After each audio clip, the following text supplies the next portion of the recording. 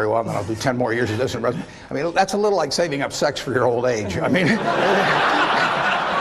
not a very good idea. When I started Microsoft, I didn't think of it as all that risky. You've always got a job with me, Bill.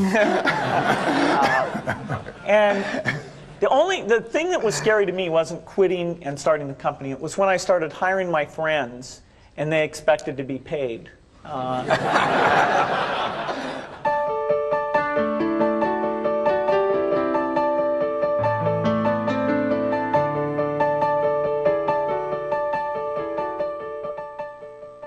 Buffett and Gates on Success was made possible by the Floyd and Dolores Jones Foundation, supporting efforts to enhance public education and a better understanding of business and investing in the American economy.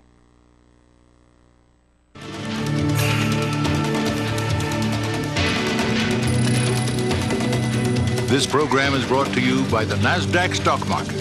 Timely investment information is available at NASDAQ.com. And by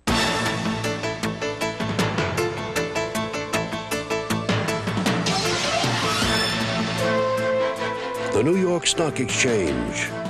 The world puts its stock in us. Each spring in Omaha, Nebraska, thousands of investors gather from around the world. How long does it take to get over here from Paris, France? 10 hours. For Sweden?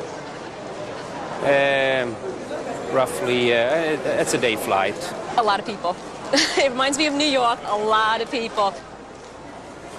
They come for the annual shareholders meeting of an investment company, Berkshire Hathaway.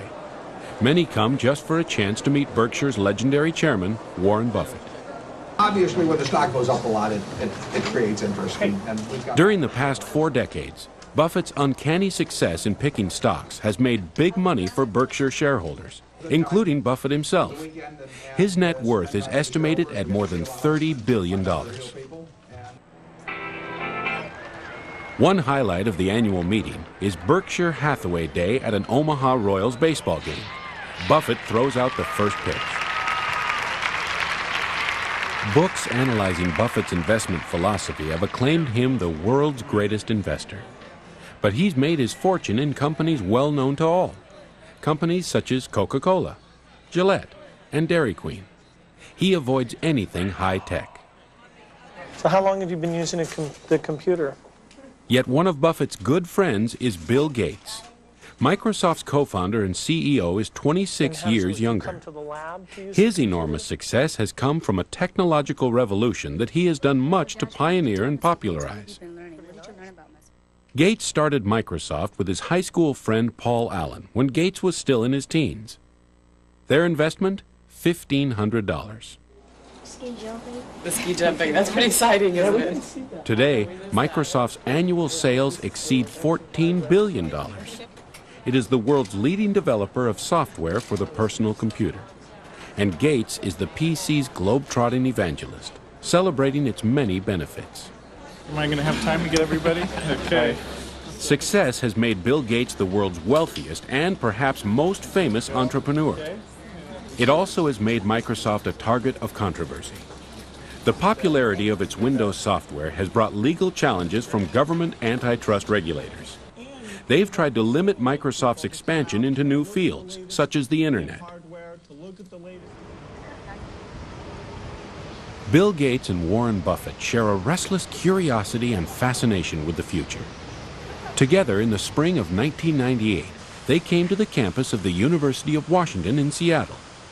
They came to share their experience and their combined wisdom in conversation with students from the university's business school. Young people overflowed the Student Union Auditorium for an extraordinary conversation with two of the most successful business leaders of our time. So please join me in giving a University of Washington Business School welcome to Bill Gates and to Warren Buffett.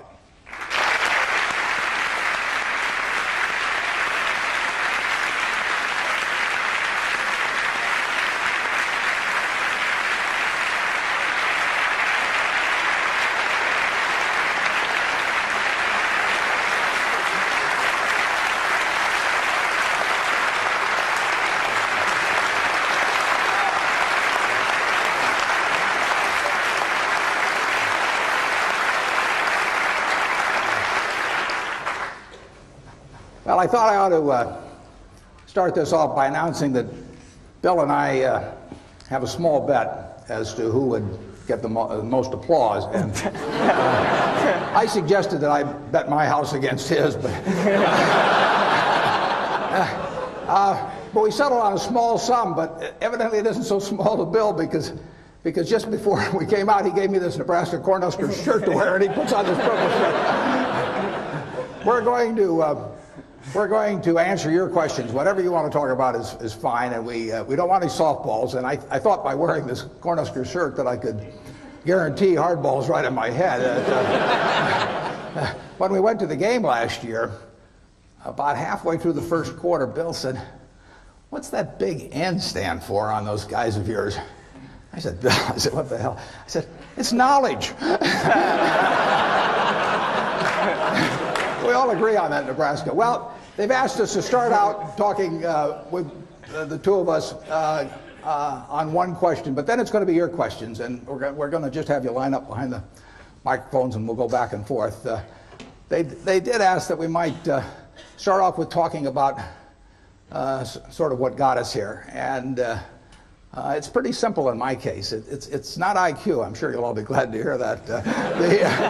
But everybody in this room has more IQ than they need to do my job.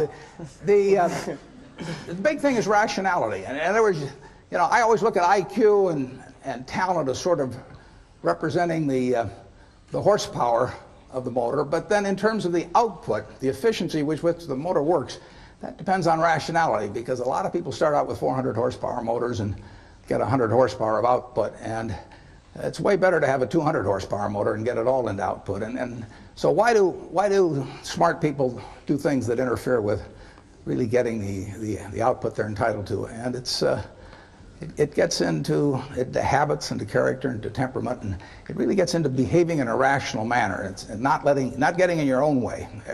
As I say, everybody here has the ability absolutely to do anything I do and much beyond. And some of you will, and some of you won't. But it will. The ones that won't, it will be because you get in your own way. It won't because the world doesn't allow you to. It will be because you don't allow yourself to. So I have one little suggestion for you. Pick out the person in the class that you admire the most, and then write down why you admire them. Put down a list of qualities. You're not to name yourself in this. And then put down the one that frankly you could stand the least in the whole group, and put down the qualities that turn you off in that person. And look at that list, and you won't find it's a bunch of things like throwing a football 70 yards or anything of the sort. The qualities of the first one that you admire are qualities that you, with a little practice, can make your own, and which, if practiced, will become habit forming.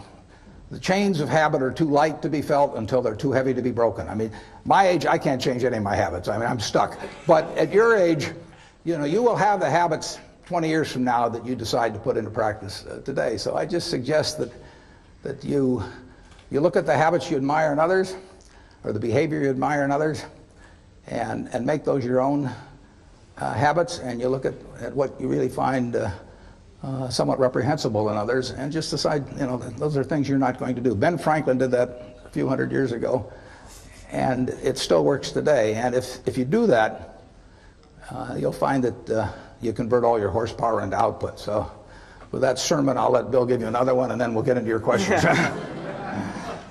Well, I think Warren's absolutely right about habit.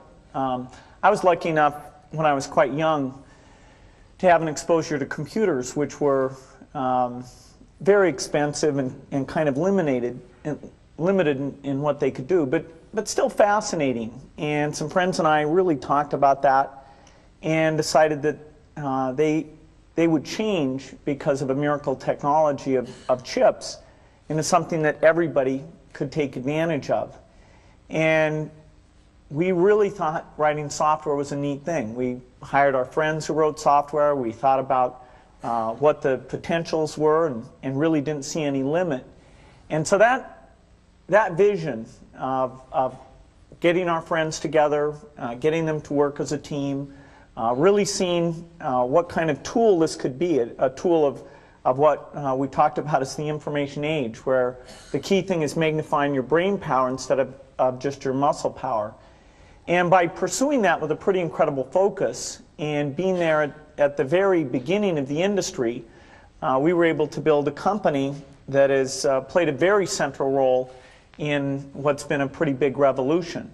Now, fortunately, the revolution is still at the beginning. It was 23 years ago when we started the company, but there's no doubt that taking the habits we formed and sticking with those, which would be hard to change, the next 23 years are going to give us a lot more potential and maybe even get us pretty close to that original vision, which was a computer on every desk and in every home. And that's a fun thing to be involved with. Okay, fire away. I was wondering how you define success personally. Well, I can certainly define happiness, because that's what I am. I mean, and if that I mean, I get to do what I like to do every single day of the year, and I get to do it with people I like. And I don't have to associate with anybody. Causes my stomach to churn. And the only thing in my job I don't like, and this only happens about every 3 or 4 years, occasionally I have to fire somebody, and I don't like. That's the only thing. Other than I tap dance to work, and I get down there, and I think I'm supposed to lie on my back and paint the ceiling, or something like Michelangelo. I mean, that's the way I feel, and it doesn't diminish. It's tremendous fun. So, if they say that success is getting what you want and happiness is wanting what you get. Well, I don't know which one applies in this case, but I do know that I wouldn't be doing anything else. I mean, I do advise you, when you go out to work, go to work for an organization that you admire, people you admire, because it'll turn you on, and you ought to be happy where you are working. And I always worry about people who say, I'm going to do this for 10 years. I really don't like it very well, and then I'll do 10 more years of this. I mean, that's a little like saving up sex for your old age. I mean, not a very good idea. So get right in. You would recommend that. Get right into what you enjoy, and you'll be successful at it. You really will. I mean, you won't be able to miss. And that's. I don't regard what I do as the most important thing in the world at all, but it's right for me. I mean, I happen to be wired in a certain way that what I do works in this. If I had to do what Bill does, I mean, it lasts about 10 minutes, and that's true of a lot of things. But luckily, I kind of stumbled into the thing that I do best, and that it's worked out well. Bill? Well, I think that the key point there is you've got to enjoy what you do every day. And for me, that's working with very smart people.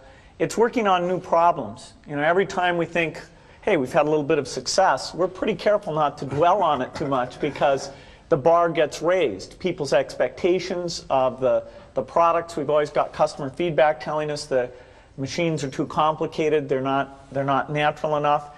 And the competition, the breakthroughs, the research make the field I'm in, I think, the most exciting field there is. There's some other good fields. Biotechnology is a good field because it's changing the world of medicine and health. But the computer industry, in particular software, I think is the most exciting, and I think I have the best job in that business. Don't you think Dairy Queen is more important to the country? You can manage Dairy Queen. Yeah. I'll go and buy the dilly bars. Yeah, I'm counting on it. We'll raise the price when you come. Okay. You don't want to get in. I have turned down business deals that were otherwise decent deals because I didn't like the people that I would have to work with. I didn't see any sense pretending it. And to get involved with people that really cause your stomach to churn. I say it's a lot like marrying for money. That it's probably a bad idea under any circumstances, but it's absolutely crazy if you're already rich, right?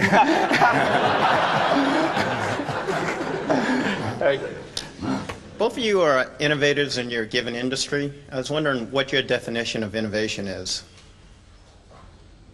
Well, I don't do a lot of innovating in what I do. I mean, my job, I really have just two functions in my job. One is to allocate capital, which I enjoy doing, and the second one is to have a group of managers, to keep a group of people, 15 or 20 managers, enthused about what they do when they have no financial need to do it whatsoever. At least 3/4 of the managers we have are rich beyond any possible financial need, and therefore my job is to figure out how to cause them to want to jump out of bed at 6 in the morning and work with all of the enthusiasm they did when they were poor and starting. And if I do those two things, they do the innovation. So that Bill innovates. Now he can tell you about it. Well, the technology business has a lot of twists and turns, and that's partly why it's such a fun business, is that no company gets to rest on its laurels. IBM was as dominant or more dominant than any company will ever be in technology. That's just not going to happen again. And they had the smartest people, and they had all the customer feedback, and yet they missed a few turns in the road. And so that makes you wake up every day thinking, let's try to make sure today's not the day we miss the turn in the road.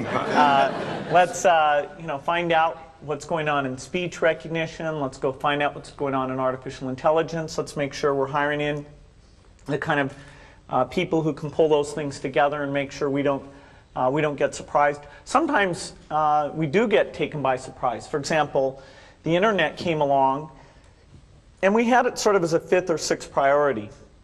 It wasn't like somebody said internet to me and I said, oh, I don't know how to spell that. I said, yeah, I got that on my list, I'm okay.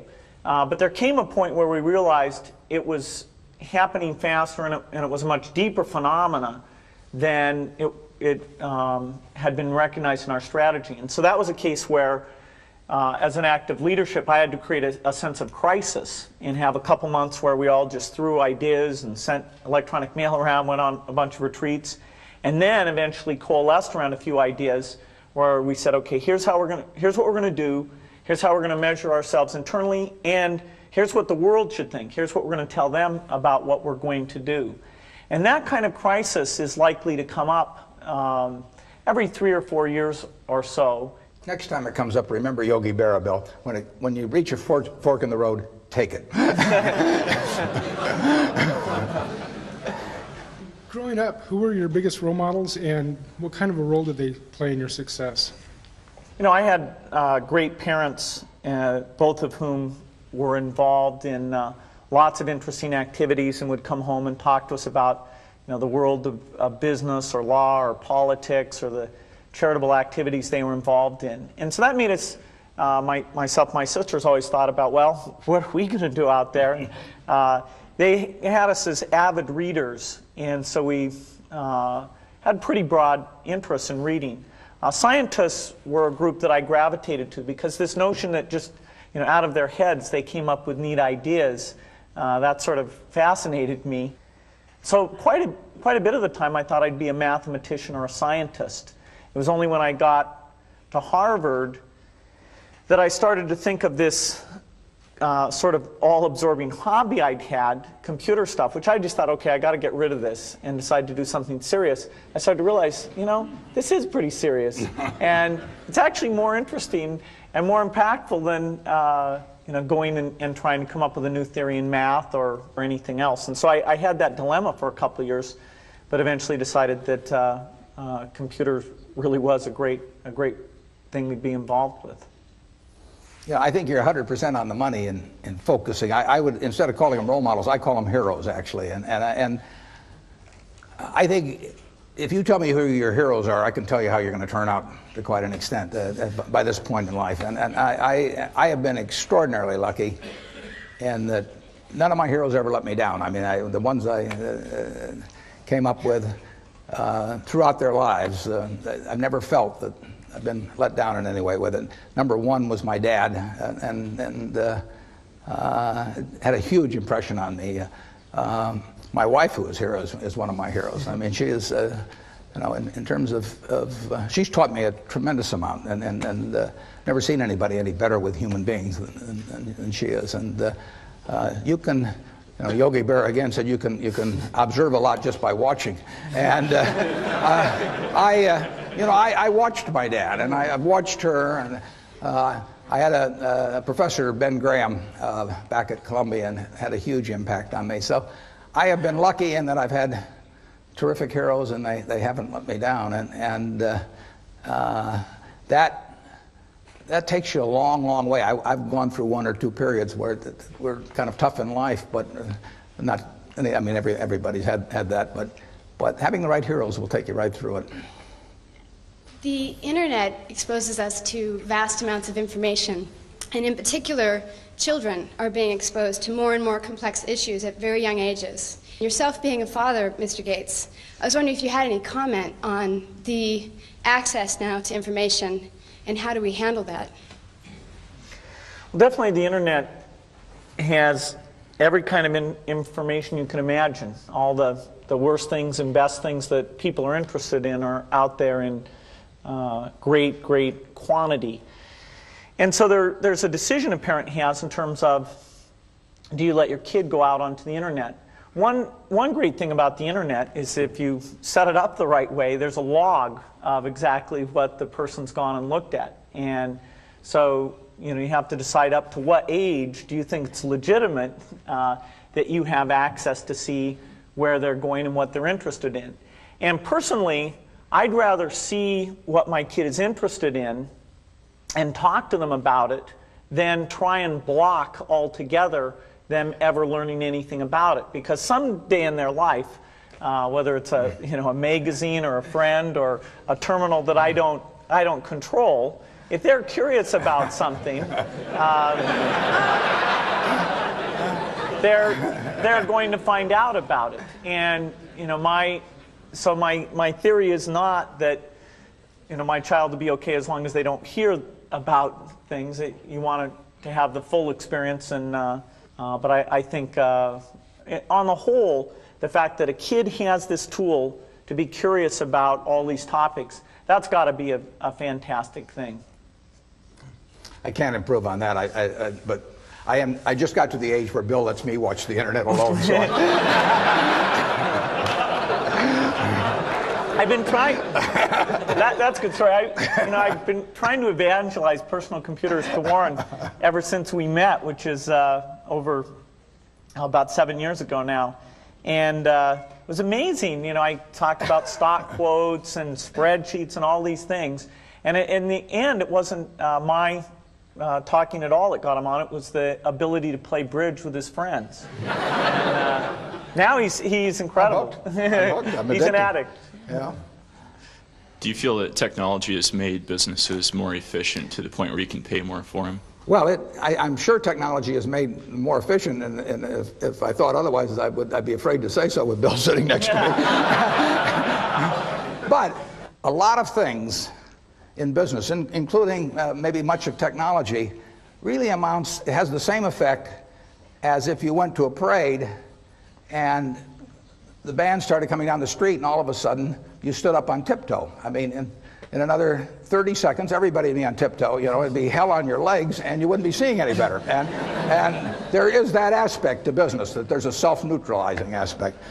Now, Bill, tell them how much technology you'll make for them. No, I think there's definitely a lift, a one-time lift, where you go from not using technology well to using it well, particularly if U.S. companies are doing that better than their competitors outside the United States. And so you get all this ability to communicate, and so you get global scale in a lot of businesses that wouldn't have had it before. If you look at the really big earners in that, who are generating this 20% return on equity, a lot of them are companies like Coke or Microsoft or Boeing or GE, which are going to that worldwide marketplace. And I know every one of those has been helped by technology. But that cannot explain why 10 years from now they'd be getting that type of return on equity. There's something almost certainly ephemeral about current conditions. Capitalism tends to be self-neutralizing in terms of improvements, but that's marvelous, because it means we've got better everything than we would have otherwise. But the real trick is to stand up on tiptoe and not have anyone notice it. I mean, if you can do that, then you do very well. Yeah. Bill, Warren, the world is becoming a much smaller place, both in technology and in finance. How do you see yourselves as businessmen taking your businesses globally, and how do you view that individually as a person? Well, I've got an easier answer, so I'll let Bill think while I give the easy answer. We don't do it directly. I mean, our two largest commitments are Coke and Gillette, and Coke has 80% of their earnings coming from abroad, and it'll be larger in the future. Gillette has 2/3 of their earnings coming from abroad, and that'll be larger in the future. So they are participating in a worldwide improvement in living, and they'll continue to participate. So we do it by piggybacking them, and I can sit in Omaha, you know, and let Doug Ivester at Coke fly all over the world and do a tremendous job doing it. Bill has to get out there and do it for Microsoft, and I'll let him tell you how. One great thing about our business is it is global. That what do you need in a spreadsheet? About the same thing in Korea and Egypt as you need in the United States. And the PC standard is a global standard. We have to do some adaptation for the local languages, and that's a fun part of our business, understanding bidirectional languages and the large alphabets that you have in Chinese, Japanese, and Korean.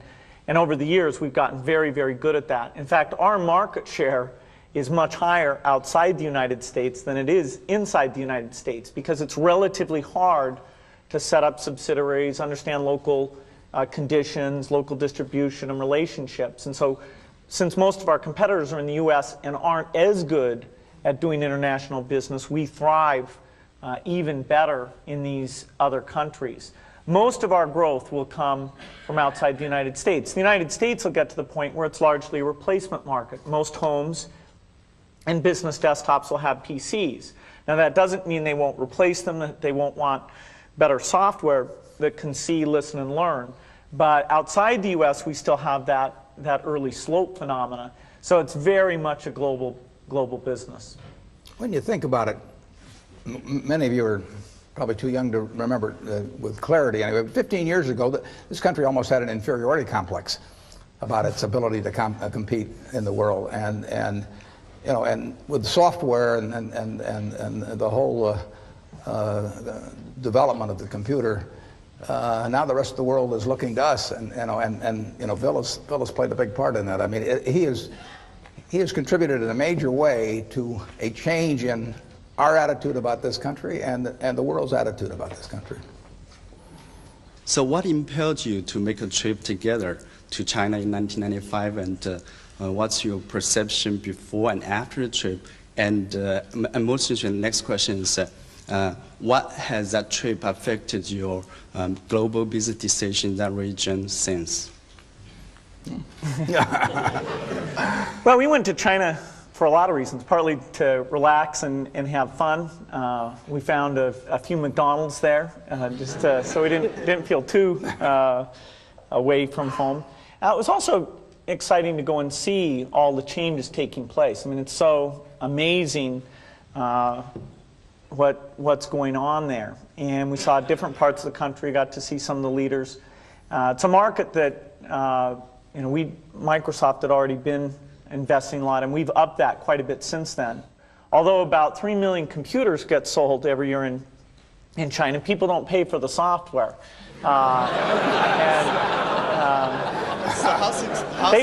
They will, though.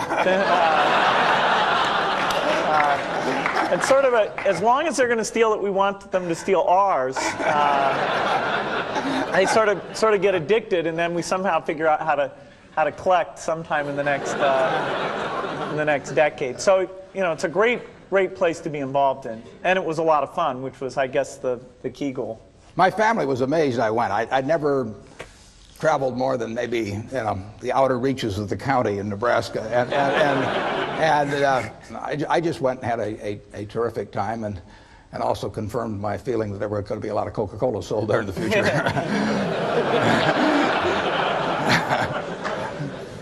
I told everybody over there it acted as an aphrodisiac. I don't know whether.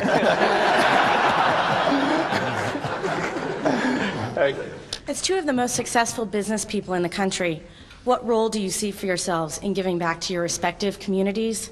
And how do you use your influence to get others to give back as well?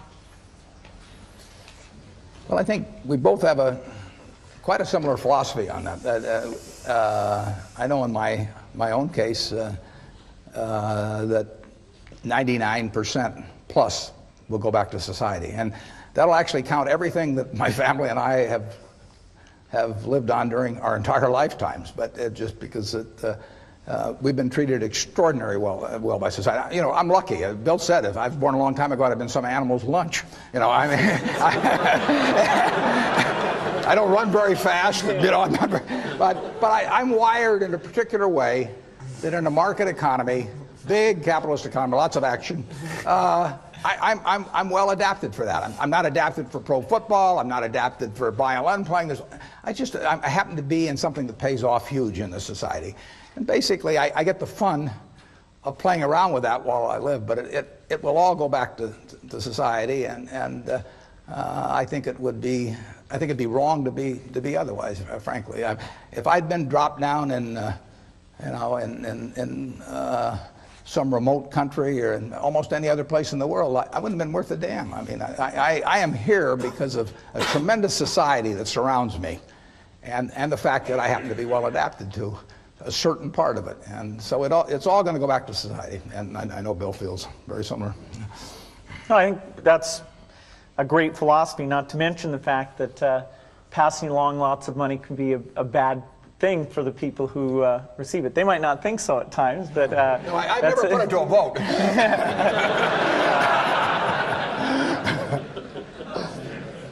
No, I really don't think it's right that frankly, I don't think it's right that the quarterback of the Nebraska football team next year should be the eldest son of the quarterback of 22 years ago. Nor do I think that our Olympic team in 2000 should be chosen as to be from the same family that was on the Olympic team in all the respective sports in 1976. I mean, we believe in the meritocracy when it comes to athletics and all kinds of things. Now, why not have a meritocracy in terms of what you go out into the world with in terms of the productive goods? Let the resources flow to those who use them best. But then I think they ought to give it back to society primarily when they get through. I do not believe in a divine right of the womb. I mean, I do not think that that if you select the right womb that you're entitled to do nothing the rest of your life. It doesn't make any sense.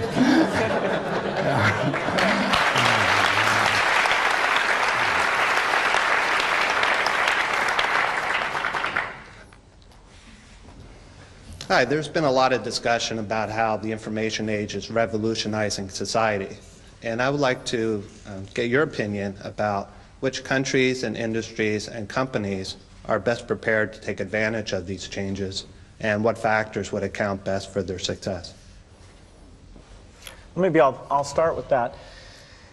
If you look at what's happened in personal computers or what's happened in business in general, in terms of how we allocate capital and let labor move around, the United States has emerged in a very strong position.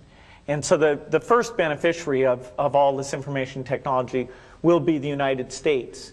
There are a few other areas like Singapore, Hong Kong, the Scandinavian countries, where they're adopting the technology at basically the same rate that we are. There's a few countries that even relative to their level of income are going after the technology because they believe so much in education. In Korea and many parts of China, we see incredible penetration of personal computers, even at very low income levels, because they basically decided it's a tool to help their kids have access to information and to get ahead.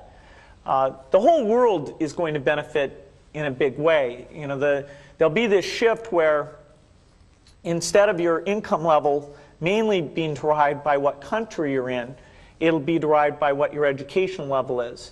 So today, a PhD in India doesn't make nearly as much as a PhD in the United States.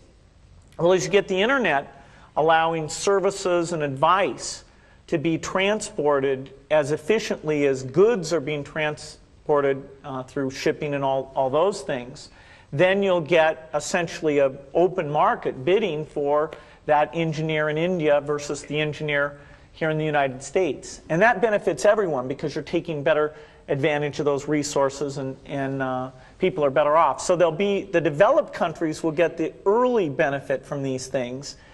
In the long run, the people who are lucky enough to get a good education in developing countries will actually get an absolute, the biggest boost from all these things that go on. I didn't get it at first, but it's huge, and it will change the world, the technological revolution, in dramatic ways and quickly. Ironically, our approach to that is just the opposite of Bill's, but that his is the right one for the world. Ours is the right one for me. I look for businesses where I think I can see what they're going to look like in 10 or 15 or 20 years. We don't own any, but if you take Wrigley's chewing gum, I don't think the internet's going to affect how people chew gum. You know, and Bill probably does. I mean, but I don't think it's going to affect the fact that Coke will be the drink of preference and will gain in per capita consumption around the world. I don't think it'll change whether people shave or how they shave, or the fact that they like a better shaving system, as the Mach 3 is going to be very shortly, I might add. So we are looking for the very predictable, and you won't find the very predictable in what Bill does. You'll find the more exciting things, the things that are going to change society more. And so I have a little different opinion. As a member of society, I applaud what he's doing, and as an investor, I keep a wary eye on it. And that's.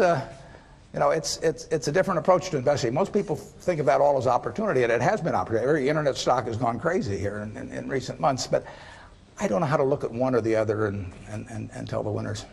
Yeah, this is an area I agree strongly with Warren on. I think the multiples of technology stocks should be quite a bit lower than the multiples of stocks like Coke and Gillette, because we are subject to complete change in the rules.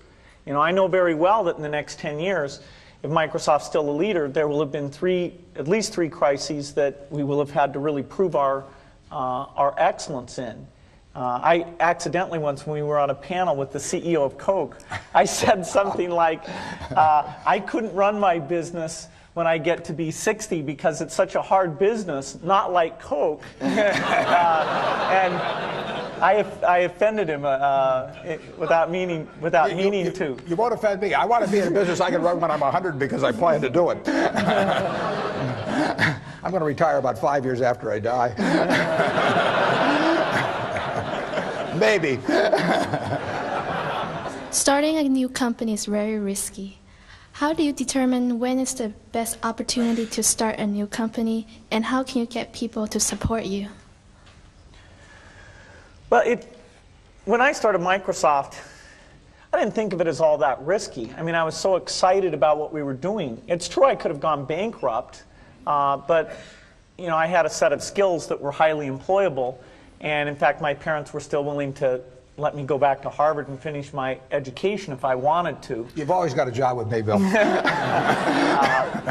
And the thing that was scary to me wasn't quitting and starting the company. It was when I started hiring my friends and they expected to be paid. And then we had customers who went bankrupt, customers that I'd counted on to come through. And so then I got this incredibly conservative approach that I wanted to have enough money in the bank to pay a year's worth of payroll, even if we didn't get any payments coming in. And you know, I'm almost true to that the whole time. We have about 10 billion now, which is pretty much enough for the next year. Anyway, you know, if you're going to start a company, it takes so much energy that it better overcome your feeling of risk. I don't think that you necessarily, if you're going to start a company, should do it at the start of your career. I think there's a lot to be said for working for a company, learning how they do things. You know, if you're young, it's hard to go lease premises. They made that hard for me. You couldn't rent a car when you were under 25 at the time, so I was always taking taxis to go see customers. And the people would, people would say, well, we're going to go have a discussion in the bar. Well, I couldn't go to the bar.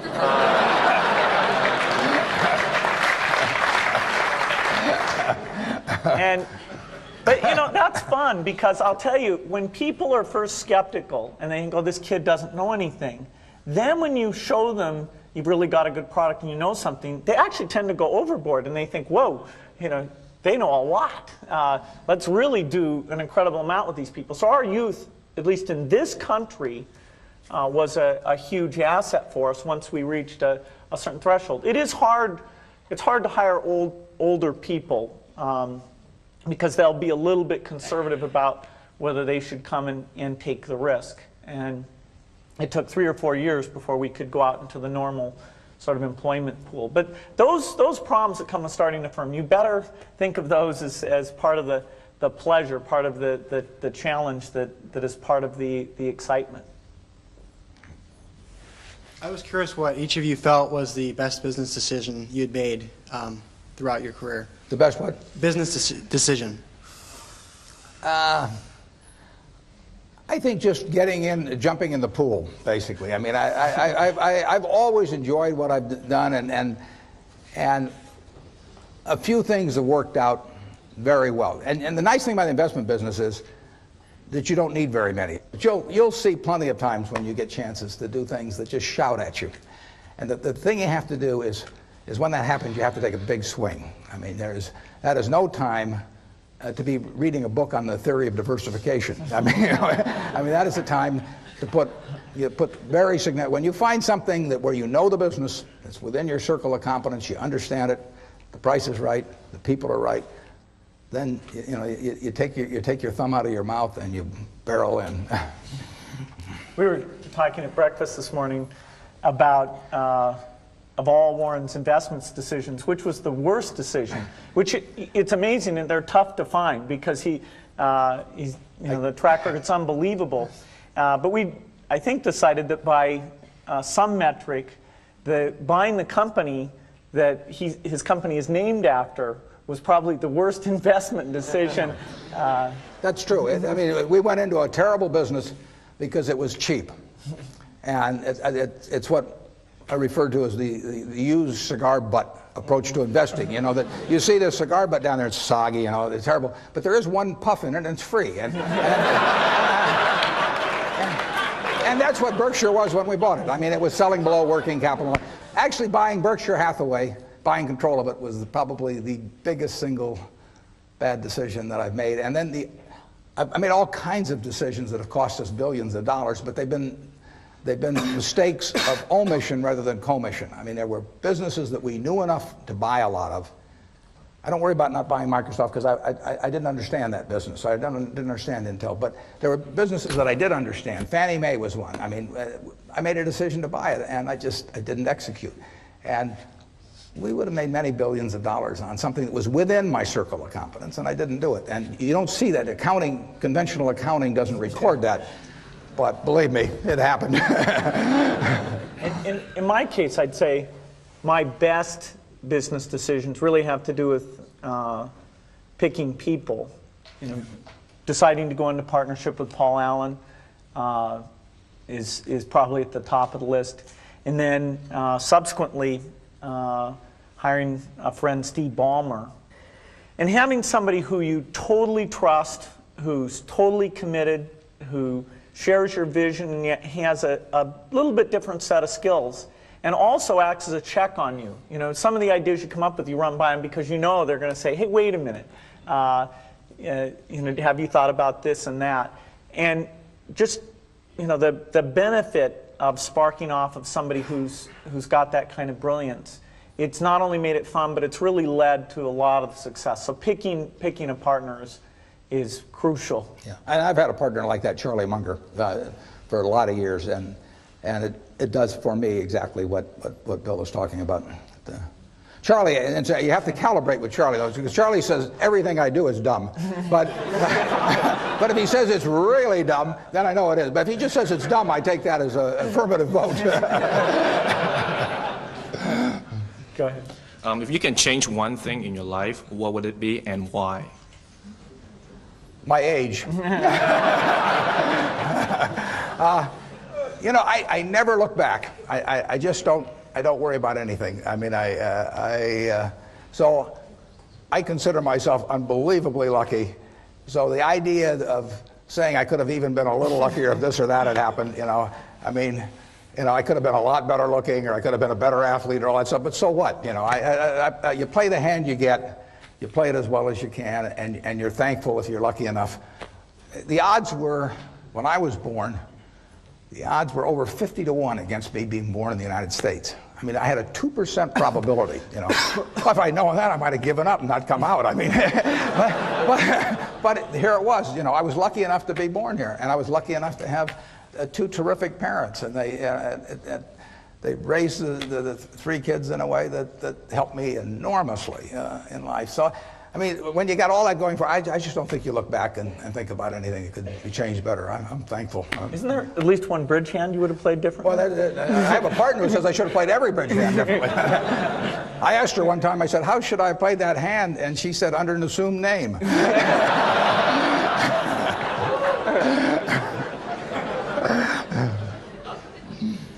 I think the key resource you have to deal with is your time and how you spend time. And I'm pretty rigorous at looking back each year. I even get my friend Steve Ballmer to come in and look at my schedule and criticize, hey, you didn't really need to spend time on this or that. And that's pretty useful, because if I can get more time to sit down with the engineers, if I can get more time to get out with some customers, those are the things I just love to do. And it just gets me excited, it clears my mind, and so I'm always trying to make sure that I'm only doing the things that are important. Hypothetically, if you were to lose everything today, keep everything in the past, but right now starting fresh, and you could only keep 3 things in your life, tangible or intangible, what 3 would those be? Well, I'm not sure how you define the 3. I mean, you'd like to know everything that you now know. I mean, because what essentially the things I've applied in the past are going to be applicable in the future. This may sound, if I lost it all without losing any money of any other people, it wouldn't bother me a lot. If I took other people down with me, it would kill me. I mean, that is the one thing that would just that would destroy him, because I wouldn't be able. I'm not sure I'd recover from that. But if it was just my money, it wouldn't make any difference at all, because I keep living about the same. Have to give up the plane. I'd give you a job. But I mean, I eat the same way everybody in this room eats. He eats a lot worse than you guys do. Well, depends how you define worse, but I think you're right. And you can get, I mean, in terms of medical care or anything, there's very little difference in how the people in this room live now and are going to live in the next 10 years than the way I do. So I wouldn't miss anything. I mean, I would like to keep playing the game because I enjoy it. So if I had the knowledge that I've had that gotten me here, and I had anything to work with at all, and I could probably talk somebody into giving me a few bucks to start it. But I would have a lot of fun playing the game again. I mean, it might be, I'm not sure I want to follow your experiment, but I think it'd be just about as much fun as what I do. Yeah, as long as people didn't go down with me, that would be no fun. Bill? Yeah, starting out at a small scale again, it's got a certain attraction to it,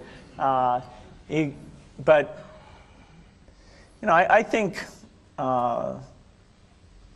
it's interesting. Our business is not one where money makes that much difference at all. In fact, somebody was saying to me recently that Microsoft has such a strong position in our business. And I was saying, hey, if you took 30 of the top people and drafted them over to the other team, the score would change, very, very quickly. First of all, not only would the 30 go, the people who like working with the 30 would go with them. And so that there's not some asset there. It's, all the products are going to be obsolete very, very rapidly. It's the people and their sense of how to do things and their enjoyment and working with each other. And, it'd be a shame to give that up. But, starting another company like that again, I'd have a blast doing it. In light of public controversy that's caused a lot of confusion in my mind and has polarized most of my friends and associates, and perhaps has caused one or both of you to lose some sleep, I'd like to ask you to share your perspective of what purpose or what appropriate role antitrust legislation should play in American business? I am no antitrust scholar. I think that well, I met Bill 8 years ago, and he's a terrific teacher, and so he spent about 6 or 7 hours explaining his business to me. And he actually, I mean, here I am, the world's biggest dummy on technology, but he explained it to me pretty darn well. And when he got through with it, I bought 100 shares of stock just to keep track of him. And I think that shows two things. One is that I've got an IQ of about 50. And the second is, I didn't think he had any monopoly.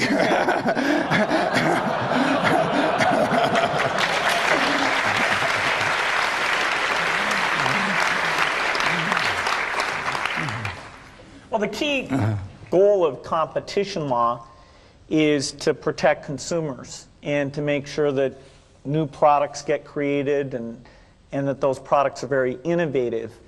And you can look in the economy at different sectors and say, you know, where is that happening very well and where is it not happening as rapidly? No matter how you score it, there's no doubt that one sector of the economy would stand out as absolutely the best, and that's the personal computer industry. And so the price of computing before the PC came along was going down at a certain rate. The PC came along and now it's gone down at an incredible rate. The variety and quality of software has also increased at a phenomenal rate. We're absolutely at the peak of that today. The number of new software companies being started, the number of software jobs, the level of investments, the number going public. I mean, it's way beyond even what it was 3 years ago. It's on a big uptake. And so consumers are doing very, very well. And so it is somewhat of a surprise to find ourselves in an antitrust controversy. And, you know, thank goodness for the judiciary, which is an environment where facts are tested in an appropriate way and people can see, you know, has the competition worked in the way it should? Has it been beneficial to consumers? And there's no doubt in our mind where that's going to come out. It seems to a lot of people that in both your companies, the success is driven by your enthusiasm and your leadership skills. How do you see your organizations in the post-Buffett and post-Gates era, and how do you prepare your companies for that period? Well, your assumption is wrong, because I will keep working until about 5 years after I die, and I've given the directors a Ouija board, and they'll be in touch. But at the Ouija board it doesn't work. We have outstanding people that can do what I do. And we've got the people identified to do that, and the board of directors of Berkshire knows who they are. And in fact, I've got a letter.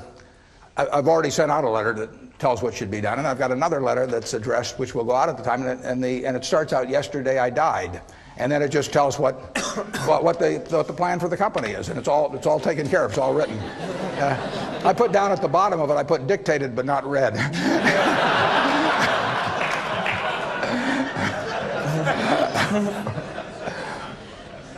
Yeah, my attitude is a lot like Warren's. I want to keep doing what I'm doing for a long, long time. I think probably a decade from now or so, even though I'll still want to be totally involved with Microsoft because it's my career, I will pick somebody else to be CEO. And see some hands in the audience. That's a big transition for a company. You know, sometimes you find somebody who does better, and sometimes you don't. And no, I actually am interested in people who want the job. It's got some fun parts to it.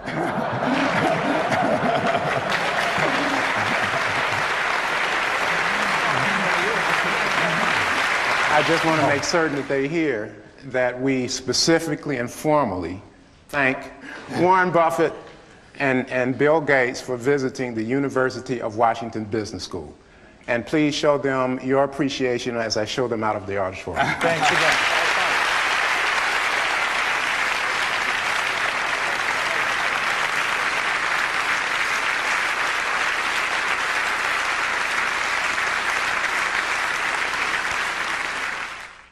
So what did you think?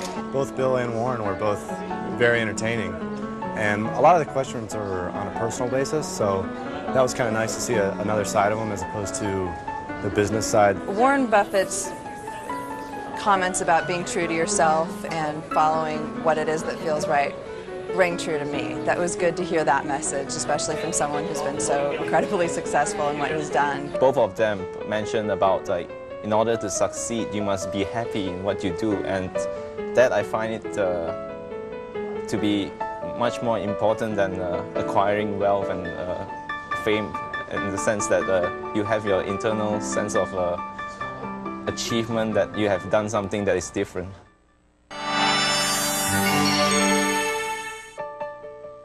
Buffett and Gates on Success was made possible by the Floyd and Dolores Jones Foundation, supporting efforts to enhance public education and a better understanding